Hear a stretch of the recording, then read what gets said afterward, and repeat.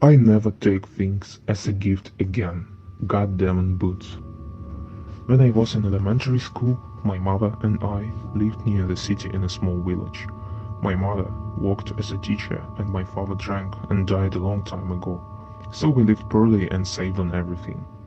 To get by somehow, my mother rented a small room in our house to tenants, so I got used to seeing new faces every day. One autumn evening, a strange woman came knocking at our door and asked to stay with us, saying that she had little money to rent a place in town and she only had to stay with us for a month to settle some personal matters. Mom, after hesitating a little, agreed to accept a new lodger. Her name was Katarina. I didn't like her at first, thin, ugly, nasty wart on her nose. Her age was uncertain, she could give her 40 or 60 years. She smiled very seldom, but when she did you could see that in her mouth almost all her teeth were rotten and sticking out black fragments, which at all did not make her attractive. But the thing that amazed the most about her was her waist-length black hair. When she brushed it, it was the color of a raven's wing black. I tried not to cross paths with Katarina, and after school I went to my room and didn't come out until my mother came home. The strangeness of this woman was not limited only to her appearance. It was also in her behavior. During the daytime Katarina was almost always asleep, and at night you could hear her pacing in her room and whispering something. One night I decided to listen under her door, and I was surprised. The tenant was not talking, but it was like a dog barking. Suddenly I heard the cracking of the floorboards in Katarina's room, and I ran back to my room out of fear of being spotted. In time I got used to my new roommate and stopped paying attention to her. One warm autumn day my mood was spoiled by a torn shoe. The sole split in two, and I barely made it home. I threw my backpack on the floor in frustration, and Katarina came out into the house, which surprised me since she often slept during the day. In her hands she was holding red children's shoes. "Try them on, Lena. It's my last day here, so I thought I would give you a gift for not refusing me a place to live."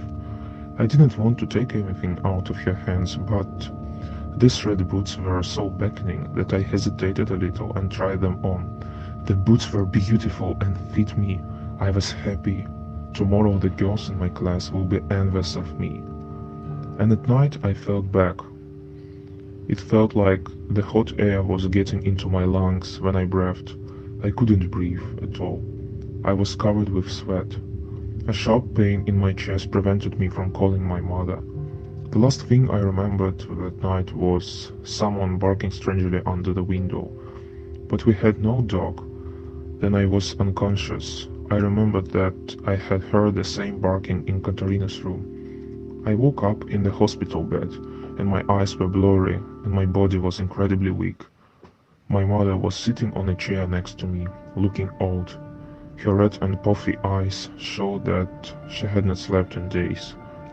I quickly recovered, and after 3 days the doctor had already discharged me and allowed me to go back to school. When I came home from the city hospital, I immediately ran to my room to brag about my new shoes to my mother, but I still couldn't find them. Although I looked everywhere and remembered that I had put them under the bed, I decided to ask my mother, but she was already waiting in the kitchen to talk to me. So she said, "My daughter, when we took you to the hospital, then you were unconscious. I couldn't stop myself. For 2 days the doctor couldn't figure out what caused your sudden bad condition. They just kept holding their hands apart.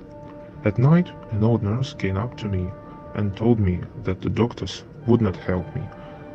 So I had to go to my grandmother and explain to whom I had to go. At that time I didn't believe in any witch doctor, but I had no choice and I decided to go.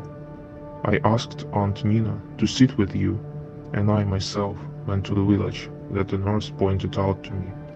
As bad as the weather was, it was cold and raining, and I had to walk about 5 kilometers in the mud, but it was worth it. The nurse put her hand over my eyes and whispered prayers for a long time. Then abruptly pulled her hand away and said, "Look for a gift at home, and immediately burn it. And do not throw out the ashes, bring me back."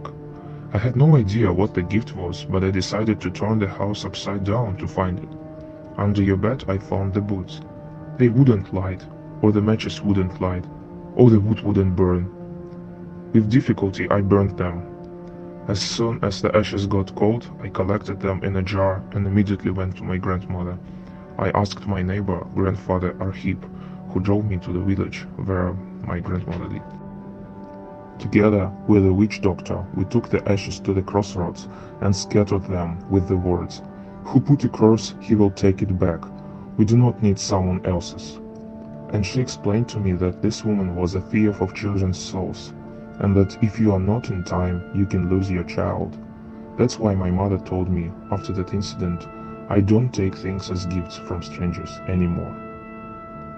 So guys, if you like the story, leave a like and your comment in comment section, and I'll appreciate it, and soon I'll come back with some new interesting stories. Bye.